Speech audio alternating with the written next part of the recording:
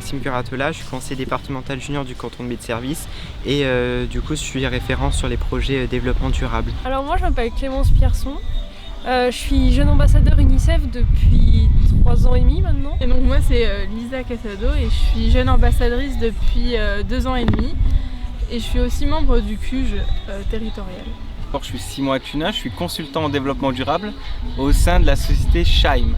Donc du coup le conseil départemental junior donc du coup de la Moselle, c'est une assemblée départementale de 54 jeunes issus des 27 cantons de la Moselle, donc une fille, un garçon par canton pour respecter la parité. L'UNICEF c'est une association qui a été créée par l'ONU et qui vise à protéger les enfants, à protéger leurs droits et à protéger leur santé.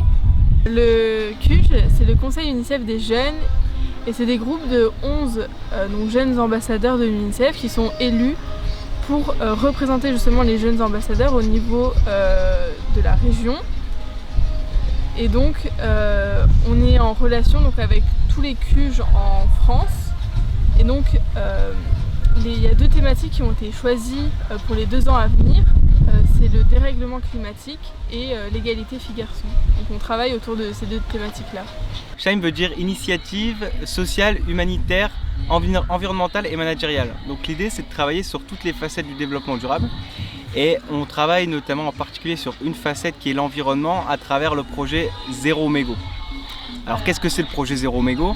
Le projet Zéro Mégot ça vise à lutter contre la pollution liée aux mégots de cigarettes. Parce que le mégot de cigarette, c'est un déchet bien particulier qui est extrêmement polluant, qui va contenir entre 2400 et 4000 substances toxiques et qui est composé à 95% de plastique. Donc nous, notre projet, en fait, il consiste à plusieurs étapes mis bout à bout qui permettent de réduire le jet de mégots au sol. Ces étapes vont être la sensibilisation des citoyens quand on travaille avec des communes, des collaborateurs quand on travaille avec les entreprises. Ça va être aussi la communication, pour informer les gens que le mégot est un déchet polluant et qui peut être recyclé. Ensuite, ça va être la collecte. Donc nous, on se charge de collecter, généralement c'est tous les trimestres, les mégots de cigarettes. Et ensuite, in fine, donc on va stocker les mégots et in fine, on va les recycler dans une usine de recyclage qui est unique en Europe.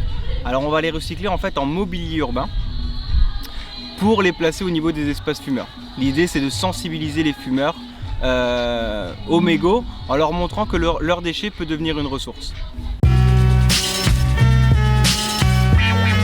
On a écrit un livre blanc qui s'appelle Écoutez-nous, agissez avec nous, du coup, qui regroupe notre parole et qui est à destination des élus, donc pour montrer ce qu'on pense de la situation de la planète et ce que nous on pense qu'il faudrait faire.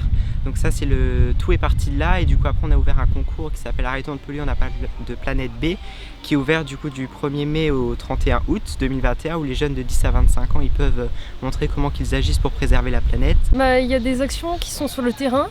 Il y a d'autres actions qui sont dans toutes les régions ou dans tous les comités, par exemple en France ou dans les autres pays.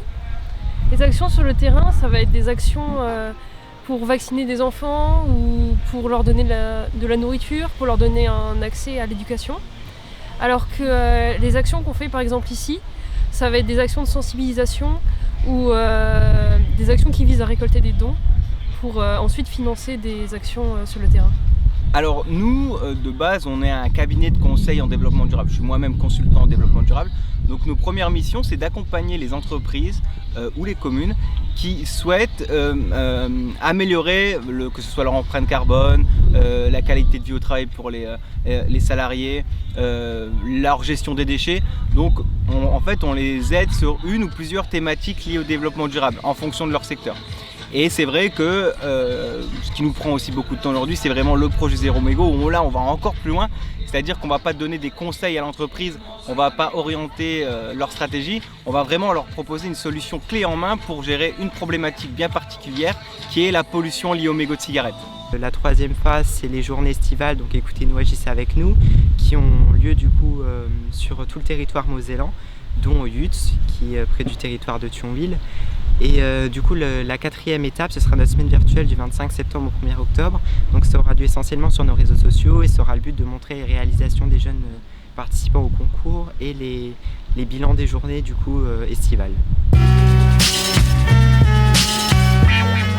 Le message que je veux faire passer pensée, c'est qu'il faut s'engager et qu'il ne faut pas avoir peur. Si on a une conviction, une ambition ou des choses à dire ou un projet à mener, il faut pas hésiter, il faut foncer.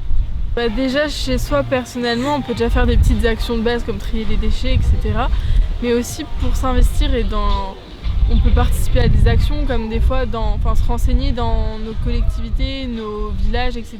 Il y a souvent des actions de ramassage des déchets ou alors des mouvements dans les villes comme par exemple la marche pour le climat. Vous pouvez aussi vous rapprocher de vos établissements, vos collèges ou vos lycées et voir avec eux. Souvent il y a des éco-délégués dans les classes, mais il y a aussi des conseils de la vie collégienne et lycéenne qui peuvent mettre en place des actions autant pour l'écologie que par rapport à l'UNICEF aussi pour les droits des enfants, etc. Après moi, les jeunes, ils ont vraiment une grande chance aujourd'hui, c'est qu'ils ont un accès à l'information, notamment grâce à Internet, et ils peuvent assez facilement savoir quel produit pollue, quel produit peut être recyclé, également quelle est leur empreinte carbone. Donc pour moi, la grande mission des jeunes, c'est de sensibiliser les moins jeunes en fait, à certaines problématiques liées au développement durable. Parce que eux, ils n'ont pas pris de mauvaises habitudes, que ce soit sur leur transport, sur leur gestion des déchets.